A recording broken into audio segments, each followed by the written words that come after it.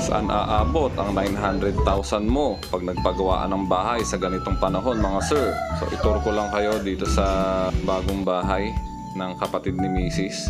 Shoutout sa'yo Ma'am Cherry Ann Escorpizo at sa kanyang mister na si Sir Edjan.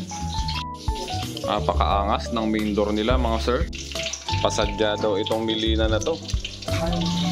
Ang ganda. Yan, ito yung kanilang sala. Nakapalitada naman na lahat. Tapos ito yung kanilang master's bedroom. Nakatiles na.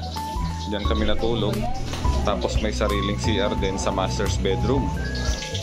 Tapos ito naman yung hagdan nila papunta dun sa may attic. So gawa sa tubular yung kanilang second floor. Tapos ginamitan ng pinolik. May CR din sila sa tabi ng kusina. Tapos nagulat ako dito sa tinatapaan ko. Kala ko plywood lang. Milina wood pala siya, no? Galing. Ayun, no? Solid. And ito naman yung itsura sa taas. Medyo hindi pa natapos, ano? Pagka nagka-budget na lang daw. So plano nila rito, gawan ng loft bed. Magkabila. Ayan, loft bed dyan. Tapos obligado, lagyan pa siya ng kisame, ano? Tsaka insulator para hindi mainit.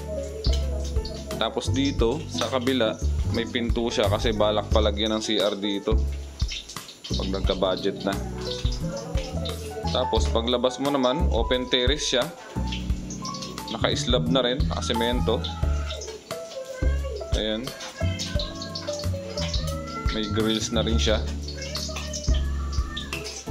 Ganda. Tapos ito naman yung pinaka-glass niya. Nasa 85,000 daw lahat ng bintana na nagastos dito. Tsaka nakatipid din sila sa labor kasi yung mga pinsan niya lang din ang gumawa. 500 daw yung skilled. Tapos yung mga labor 300. Pero may pakain yun. Tapos may painom pa sa hapon. At ito na nga ang pinaka-paborito ng lahat. Ang kainan mga sir.